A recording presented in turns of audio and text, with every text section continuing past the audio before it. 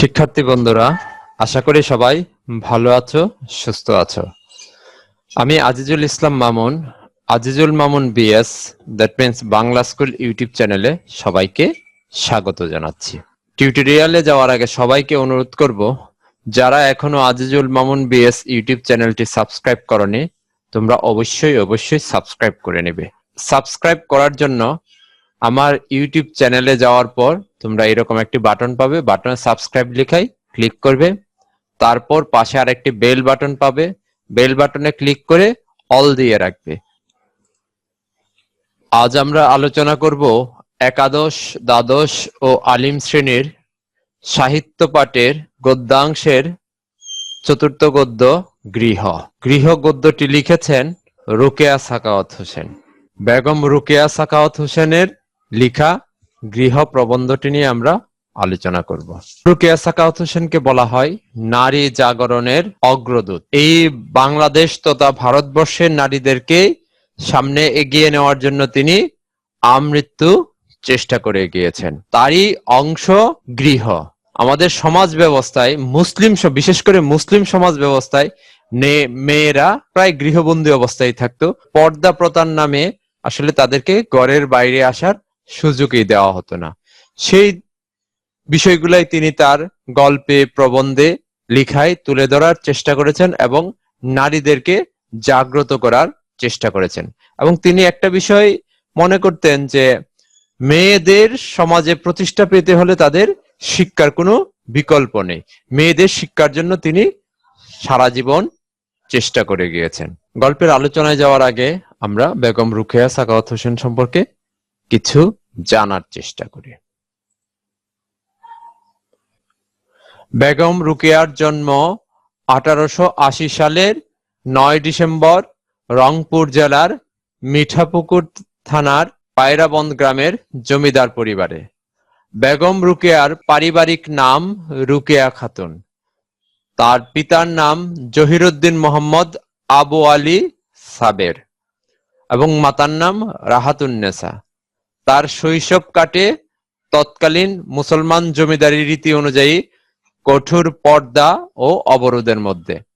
ঘরের মধ্যে আবদ্ধ অবস্থায় তার শৈশব কেটেছে। তার ভাষায় অবিবাহিত বালিকা দিগকে অতি ঘনিষ্ঠ আত্মীয় বা বাড়ির চাকরানী ব্যতীত অপর কোন স্ত্রীলোক দেখিতে পায় না। মানে তারা এমন পরিবেশে বড় হয়েছেন যে পরিবেশে তাদের সাথে একবারে নিকট আত্মীয় কিংবা বাড়িতে যেসব মহিলারা কাজ করত এদের সঙ্গ বাদে আসলে কারো সাথেই দেখা হতো না তাদের। বেগম রোকেয়া প্রাতিষ্ঠানিক শিক্ষা লাভ করতে পারেননি। নিজের প্রবল আগ্রহ ও কিছু মানুষের সহায়তায় তিনি স্বশিক্ষিত হয়েছেন, নিজের চেষ্টায় শিক্ষিত হয়েছেন তিনি, কিন্তু প্রাতিষ্ঠানিক সার্টিফিকেট বা প্রতিষ্ঠানে যাওয়ার সুযোগ পাননি। নিজের চেষ্টায় যারা শিক্ষিত হন তাদেরকে বলা হয় স্বশিক্ষিত। সাখাওয়াত মেমোরিয়াল স্কুল চালু করার সময় বিদ্যালয়ের শিক্ষাদান সম্পর্কে তার কোনো ধারণাই ছিল না। তিনি মেয়েদেরকে শিক্ষিত করার জন্য সাখাওয়াত মেমোরিয়াল স্কুল নামে স্কুল প্রতিষ্ঠা করেছিলেন। সেই স্কুলে কিভাবে শিক্ষা দিতে হবে তার সম্পর্কে কিন্তু কোনো ধারণা ছিল না। মাত্র 5 জন শিক্ষার্থী নিয়ে শুরু করেছিলেন, কিন্তু তিনি ভাবতেছিলেন একজন শিক্ষক 5 জন ছাত্রীকে পড়ায় কিভাবে। শামসুন নাহার মাহমুদ তার শিক্ষা জীবন সম্পর্কে বলেছেন, রোকেয়া যখন প্রথম 5টি ছাত্রী নিয়ে বালিকা স্কুল স্থাপন করেন তখন তিনি ভেবে পাননি কি করে একজন শিক্ষয়িত্রী একই সঙ্গে 5টি মেয়েকে পড়াতে পারে। তখন তিনি আসলে বুঝতে পারছিলেন না একজন শিক্ষিকা কিভাবে 5 জন ছাত্রীকে পড়াবে। তিনি বাংলা, ইংরেজি, উর্দু, ফার্সি প্রভৃতি ভাষা সম্পর্কে যথার্থ জ্ঞান লাভ করেছিলেন। তার সাহিত্যের পরিচয় পাওয়া যায়। 1898 সালে উর্দুভাষী ও বিপত্নিক সৈয়দ সাখাওয়াত হোসেনের সঙ্গে বেগম রোকেয়ার বিয়ে হয়। বিপত্নিক মানে কি, তার প্রথম স্ত্রী মারা গিয়েছিলেন, গত হয়েছিলেন। সেই সৈয়দ সাখাওয়াত হোসেনের সাথে ওনার বিয়ে হয়। পেশায় ডেপুটি ম্যাজিস্ট্রেট সাখাওয়াত হোসেন ব্যক্তি হিসেবে ছিলেন উদারমনা, রুচিশীল, সমাজ সচেতন, কুসংস্কার মুক্ত এবং প্রগতিশীল দৃষ্টিভঙ্গি সম্পন্ন। আধুনিক সমাজ ব্যবস্থার প্রতি তার যথেষ্ট সম্মান ছিল এবং আকর্ষণ ছিল, এবং তিনি পেশায় ছিলেন ডেপুটি ম্যাজিস্ট্রেট। উদার ও মুক্ত মনের অধিকারী স্বামীর উৎসাহ ও সহযোগিতায় রুকেয়া দেশি বিদেশি লেখকদের রচনার সঙ্গে পরিচিত হওয়ার সুযোগ পেয়ে ইংরেজি ভাষায় দক্ষতা অর্জন করেন, এবং স্বামীর কাছ থেকেই অনুপ্রেরণা এবং সহযোগিতা পেয়ে তিনি বহু বই পড়েছেন। সেই বই পড়তে পড়তে তিনি ইংরেজি ভাষায় দক্ষতা অর্জন করে নেন। সাখাওয়াত হোসেন 1909 সালে মৃত্যুর আগেই মেয়েদের শিক্ষার জন্য 10,000 টাকা দিয়েছিলেন। ওই সময়ে তিনি 10,000 টাকা দিয়েছিলেন মেয়েদের শিক্ষার প্রসার ঘটানোর জন্য। যখন তিনি 10,000 টাকা দিয়েছিলেন, তখন এই 10,000 টাকা দিয়ে অন্তত 30-40 বিঘা জমি কিনা যেত। ওই সময়ে রুকেয়া সাখাওয়াত হোসেনকে তিনি মেয়েদের শিক্ষা বিস্তার ঘটানোর জন্য এই টাকাটা দিয়েছিলেন। বেগম রুকেয়া ছিলেন নিঃসন্তান। তার 2টি কন্যা সন্তান জন্ম হয়েছিল, কিন্তু তাদের অকাল মৃত্যু হয়। তার দুইটা সন্তান জন্ম নিয়েছিল, কন্যা সন্তান, কিন্তু দুইজনেই অল্প বয়সেই মারা যান। স্বামী সৈয়দ সাখাওয়াত হোসেনের সঙ্গে বেগম রুকেয়া। বেগম রুকেয়া যে নারী শিক্ষা বা শিক্ষার প্রতি আগ্রহী হয়েছিলেন, তার পিছনে কিছু অনুপ্রেরণাও কাজ করেছে। বেগম রুকেয়া যে মুসলিম সমাজে বেড়ে উঠেছিল, সেখানে স্ত্রী শিক্ষা হিসেবে প্রচলিত ছিল কোরআন শরীফ পাঠ। সেখানে মেয়েদের জন্য প্রচলিত শিক্ষা ছিল আসলে কোরআন শরীফ পাঠ, নামাজ, রোজা ও ধর্মীয় অনুষ্ঠান সম্পর্কে জ্ঞান। কোরআন শরীফ পড়তে পারা এবং পড়ে যাওয়া, কিন্তু কোরআন শরীফের ভিতরে কি আছে এটা জানার সুযোগ ছিল না। শুধু পাঠ করে যাওয়া শিখতেন এবং নামাজ, রোজা ও ধর্মীয় অনুষ্ঠান সম্পর্কে জ্ঞান নিতেন। এছাড়া স্বামী বা নিকট আত্মীয়কে চিঠি লিখতে পারা, এবং তাদের এইরকম ছিল যে তারা যেন স্বামী বা নিকট আত্মীয়কে প্রয়োজন পড়লে চিঠি লিখতে পারেন। 2-1টি উর্দু, ফার্সি পুঁথি পুস্তক পড়ার ক্ষমতা, এবং তারা যেন 2-1টা উর্দু এবং ফার্সি পুঁথি বা বই পড়তে পারেন। সেলাই, রান্না ইত্যাদির মধ্যে সীমাবদ্ধ। আর হাতের কাজ বলতে সেলাই এবং রান্না করা। মেয়েদের বাংলা শিক্ষা ছিল অনেকটা নিষিদ্ধ। উর্দুভাষী সমাজ ব্যবস্থায় তিনি বড় হয়েছিলেন, সেখানে আসলে মেয়েদের বাংলা শিক্ষা করা প্রায় নিষিদ্ধই ছিল। ওই সমাজে বেগম রোকেয়ার বড় বোন করিমুন্নেসা একটু বাংলা পড়েছিলেন এবং ছদ্মনামে বেশ কয়েকটা কবিতাও লিখেছিলেন। বেগম রোকেয়ার বড় বোন করিমুন্নেসা তিনি বাংলা পড়া শিখেছিলেন এবং ছদ্মনাম ব্যবহার করে, নিজের নাম কিন্তু ব্যবহার করতে পারতেন না, ছদ্মনাম ব্যবহার করে তিনি কিছু কবিতা লিখেছিলেন। করিমুন্নেসার বিদ্যার প্রতি অনুরাগ বেগম রোকেয়াকে অনুপ্রেরণা যোগায় এবং বেগম রোকেয়াকে অনুপ্রাণিত করে শিক্ষিত হওয়ার জন্য। বড় ভাই ইব্রাহিম সাবেরের প্রচেষ্টায় তিনি শৈশব থেকে কুসংস্কারকে ঘৃণা করতে শিখেন এবং বিদ্যা অর্জন করেন, এবং তার পড়াশোনার প্রতি অনেক সহায়তা করেছেন বড় ভাই ইব্রাহিম সাবের। এবং এমনও হয়েছে রাতের বেলা সবাই যখন ঘুমিয়ে পড়েছে, তখন তিনি ভাইয়ের কাছে গিয়ে পড়াশোনা শিখেছেন, এবং বড় 2 ভাই তারা তাকে পড়া শেখার কাজে অনেক সহায়তা করেছেন। বোন করিমুন্নেসাও তাকে সহায়তা করেছেন।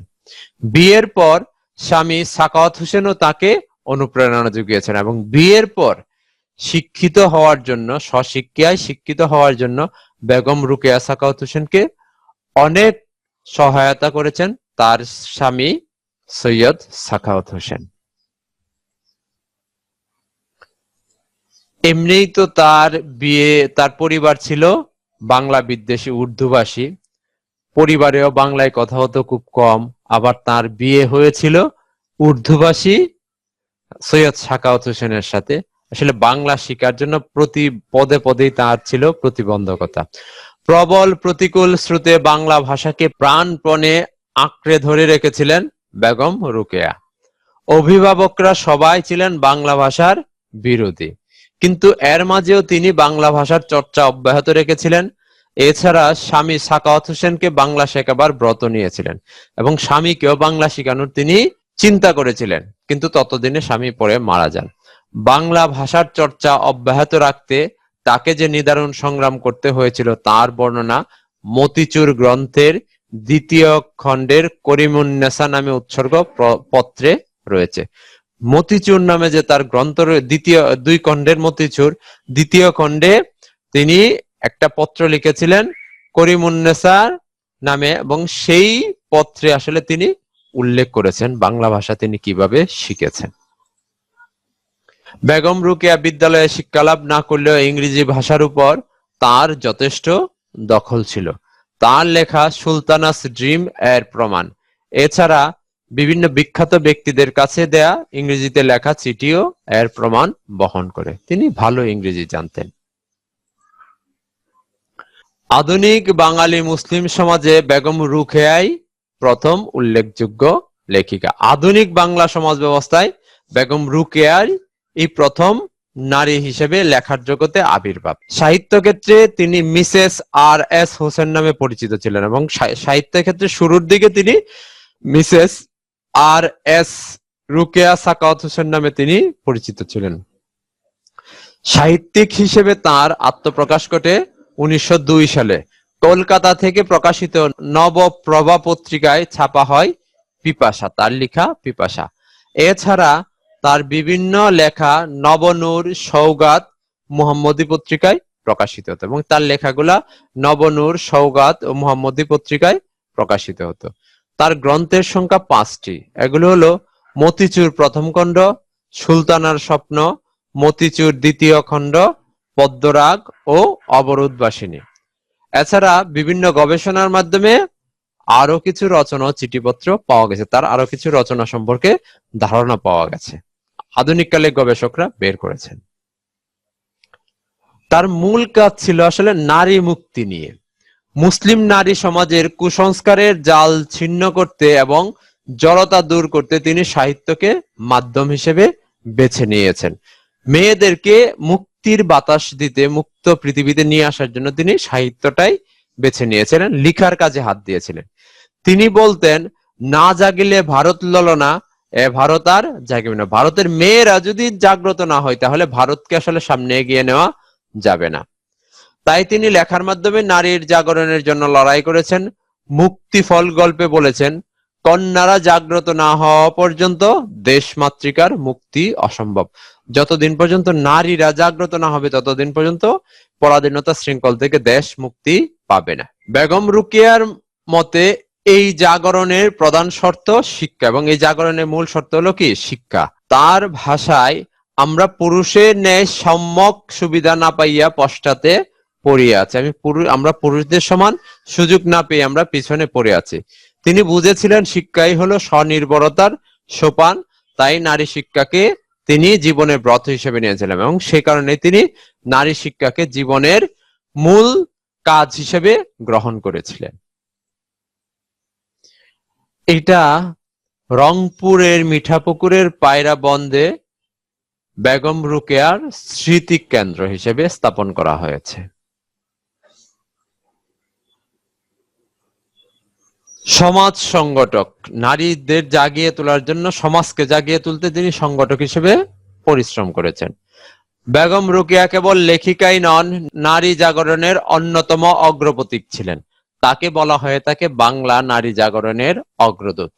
তিনি 1909 সালে 1 অক্টোবর ভাগলপুরে, কলকাতায় 5 জন ছাত্রী নিয়ে সাখাওয়াত মেমোরিয়াল গার্লস স্কুল প্রতিষ্ঠা করেন। এই বিদ্যালয়কে কেন্দ্র করে তিনি একটি আন্দোলনের সৃষ্টি করেন।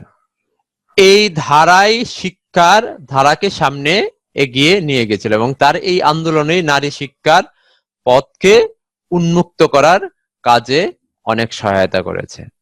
তিনি 1916 সালে আঞ্জুমানে খাওয়াতিনে ইসলাম নামে একটা মহিলা সমিতি প্রতিষ্ঠা করেছিলেন। মৃত্যুর আগ পর্যন্ত তার বিদ্যালয় ও নারী সমিতির কাজে তিনি নিয়োজিত ছিলেন।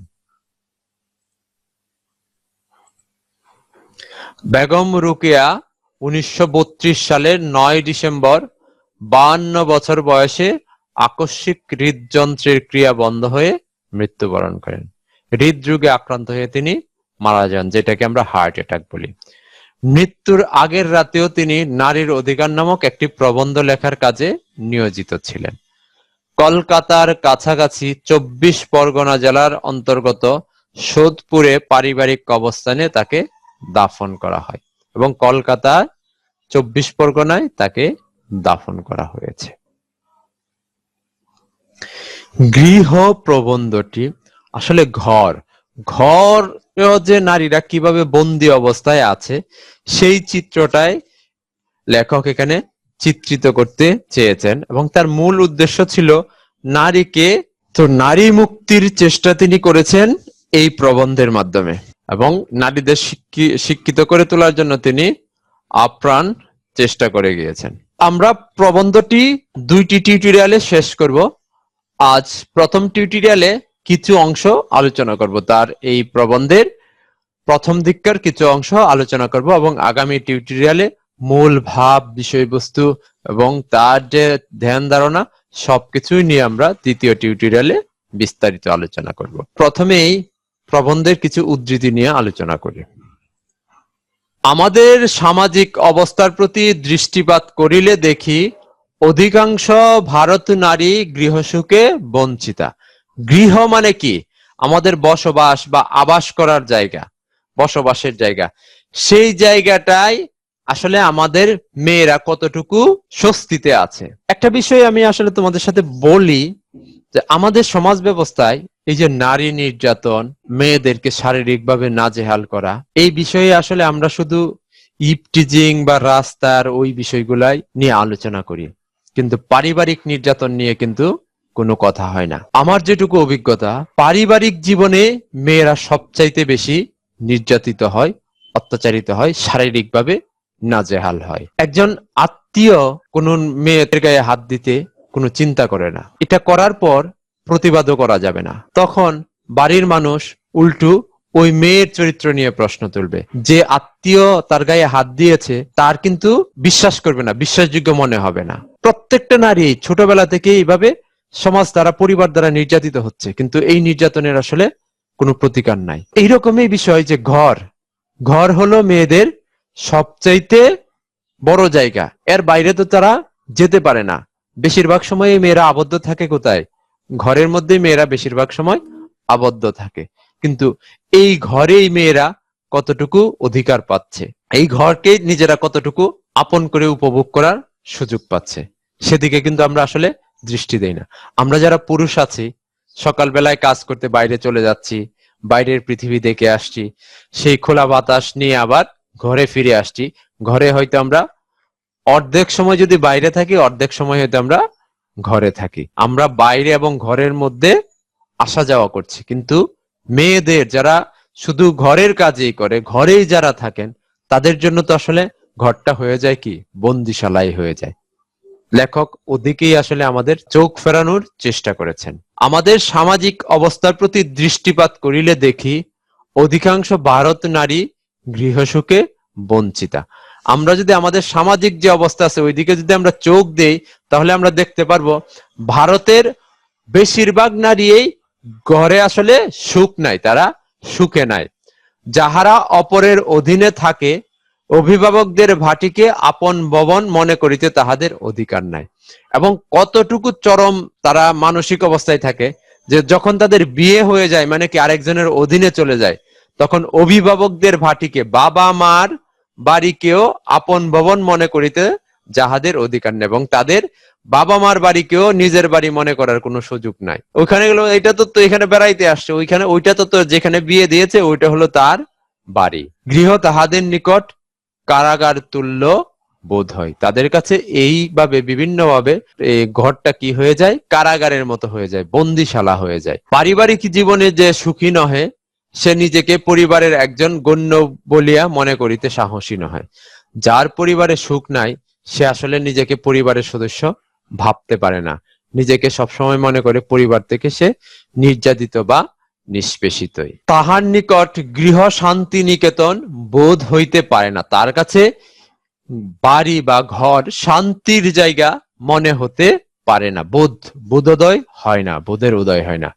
কুমারী, সধবা, বিধবা সকল শ্রেণীর অবলার অবস্থায় শোচনীয়। কুমারী বলি, সধবা বলি, বিধবা বলি, সব ধরনের নারীর জন্যই ঘর একই রকম আবাস। একটা ছোট্ট মেয়ে, তার এখনো বিয়ে হয়নি, তাকে আমরা সমাজে কিভাবে আবদ্ধ করে রাখি? পরিবার পরিজন আত্মীয় স্বজন উচ্চস্বরে কথা বলতে দেয় না। এখনো এই আধুনিক সমাজ ব্যবস্থায় এত জোরে কথা বলিস না, তোর সংসার করতে হবে না, শ্বশুর বাড়ি যেয়ে কি তুই এত জোরে জোরে কথা বললে তো শাশুড়ির সাথে প্রতিদিনই ঝগড়া লাগবে। তো মেয়েদেরকে আসলে আমরা এইভাবে আবদ্ধ করে রাখার চেষ্টা করি। অন্তপুরের পর্দা উঠাইয়া ভিতরের দৃশ্য দেখাইলে আমার ভাতৃগণ অত্যন্ত ব্যতীত হইবেন, সন্দেহ নাই। এই যে ঘরের ভিতরের যে অবস্থা, এর পর্দাটা সরায় যদি ভিতরের দৃশ্যগুলো দেখায়, তাহলে হয়তো আমার ভাইয়েরা কষ্ট পাবেন। ঠিক আছে, এটা করা উচিত নয়। ভগ্নী জমিলা, জমিলার কন্যা পুত্রবধূ উপস্থিত ছিলেন। তিনি উদাহরণ দিতে গিয়ে তার এক আত্মীয়র বর্ণনা দিয়েছেন। সেখানে তার সম্পর্কীয় বোন হন জমিলা, জমিলার মেয়ে এবং তার ছেলের বউ উপস্থিত ছিলেন। অতঃপর জমিলাকে যখন আমাদের বাসায় যাইতে অনুরোধ করিলাম, তখন লেখিকা জমিলাকে অনুরোধ করলেন আমাদের বাড়িতে বেড়াইতে চলেন। তখন তিনি বলিলেন যে তাহারা কোনো কালে বাড়ির বাহির হন না। তখন জমিলা বললেন যে আমরা কখনোই কিন্তু বাড়ির বাইরে যাই না, ইহাই তাদের বংশগৌরব। এই যে ঘর থেকে যে তারা বের হয় না, এইটাই তাদের বংশগৌরব। ঘরের ভিতরে তারা বসে থাকেন। কখনো ঘোড়ার গাড়ি বা অন্য কোনো যানবাহনে আরোহণ করেন নাই, কখনো ঘোড়ার গাড়িতে উঠেন নাই, কিংবা অন্য কোনো যানবাহনেও তারা উঠেন নাই। আমি সবিস্ময়ে বলিলাম, তবে আপনার বিবাহ করিয়া শ্বশুর বাড়ি যান কিভাবে? আপনারা বিয়ে করে শ্বশুর বাড়ি যান কিভাবে? এটা লেখিকার অবাকই হলো। আপনার ভ্রাতৃবধূ আসিলেন কি করিয়া, কিংবা আপনার এই যে ভাইয়ের বউ, তাকে কি করে নিয়ে আসলেন? তখন ওই জমিলা তাদেরকে দেখাইলেন আমাদের বিয়ে তো বাইরে হয় না, এই আশপাশে আমাদের নিজেদের মধ্যেই নিজেদের বিয়ে হয়। একটা দরজা খুলে তিনি সামনে গেলেন, গিয়ে দেখালেন যে এটা তার ভাইয়ের ঘর, আর একটু এগিয়ে গিয়ে দেখালেন যে এটা তার মেয়ের বিয়ে, মেয়ের শ্বশুর বাড়ি। আবার নিজের ঘরের ভিতরে দরজা বন্ধ করে আটকে আছে তার পুত্রবধূ। এইভাবে তারা প্রায় গৃহবন্দীর মতো জীবনযাপন। কেবল চারি প্রাচীরের ভিতর থাকিলেই গৃহে থাকা হয় না, চারটা দেয়াল দেয়া জায়গার মধ্যে থাকলে এটা আসলে ঘরে থাকা হয় না। এদেশে বাসর ঘরকে কোহবর বলে, কিন্তু কবর বলা উচিত। লেখিকা যে অঞ্চলে বসবাস করেন, ওই অঞ্চলে বাসরঘর যেটা আছে ওইটাকে বলা হয় কোহবর। লেখিকা এটাকে বলতে যাচ্ছেন কি কবর। এটা কোহবর না, এটা বাসরঘর না, এটা কবর। বাড়িখানা তো শরাফতের, বাড়ি টাকার শরাফতের। সেখানে যেমন এক পাল ছাগল আছে, হংস কুক্কুট আছে, সেইরূপ একদল স্ত্রীলোকও আছেন।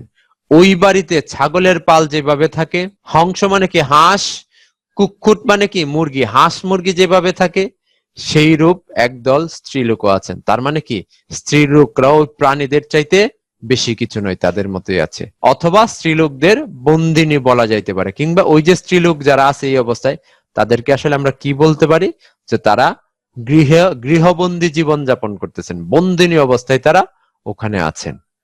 এই ছিল আসলে তৎকালীন সমাজ ব্যবস্থা। আমাদের প্রথম টিউটোরিয়ালটি এখানেই শেষ করছি। দ্বিতীয় টিউটোরিয়ালে আমরা বিস্তারিত আলোচনা করব। টিউটোরিয়ালটি যদি তোমাদের ভালো লেগে থাকে, তাহলে অবশ্যই Azizul Mamun BS Bangla school YouTube চ্যানেলটি সাবস্ক্রাইব করার জন্য সবাইকে অনুরোধ করছি। তোমরা সবাই ভালো থাকবে, সুস্থ থাকবে। আল্লাহ হাফেজ।